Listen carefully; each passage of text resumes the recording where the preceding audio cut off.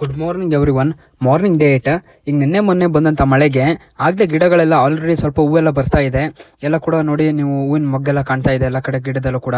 ಈ ಮೊಗ್ಗು ಇನ್ನೂ ಅರಳಬೇಕು ಅಂದರೆ ಮತ್ತೆ ಈ ಮೊಗ್ಗು ಉಳಿಬೇಕು ಅಂದರೆ ನಾವೇನು ಮಾಡಬೇಕು, ಕಂಪ್ಲೀಟಾಗಿ ನೀರನ್ನ ಹೊಡಿಬೇಕು.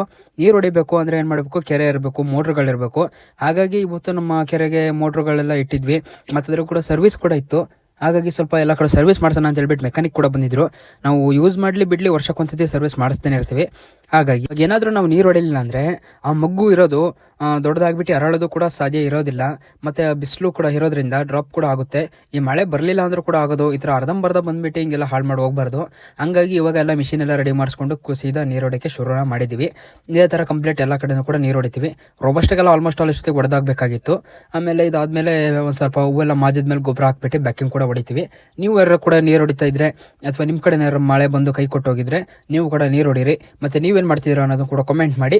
ಮತ್ತು ಇದೇ ಥರ ಹೆಚ್ಚಿನ ಇನ್ಫಾರ್ಮೇಷನ್ ಬೇಕು ಅಂದರೆ ಇನ್ನೂ ಯಾರು ನಮ್ಮ ಪೇಜ್ನ ಫಾಲೋ ಮಾಡಿಲ್ವೋ ಆದಷ್ಟು ಬೇಗ ಫಾಲೋ ಮಾಡ್ಕೊಳ್ಳಿ. ಈ ವಿಡಿಯೋ ನಿಮಗೇನಾದರೂ ಯೂಸ್ಫುಲ್ ಅನಿಸ್ತಾ ಅಂದರೆ ನಿಮ್ಮ ಫ್ರೆಂಡ್ಸ್ ಆ್ಯಂಡ್ ಫ್ಯಾಮಿಲಿಯಲ್ಲಿ ಯಾರು ಕಾಫಿ ಪ್ಲಾಂಟರ್ಸ್ ಇದ್ದರೆ ಪ್ರತಿಯೊಬ್ಬರಿಗೂ ಕೂಡ ಶೇರ್ ಮಾಡಿ. Thank you.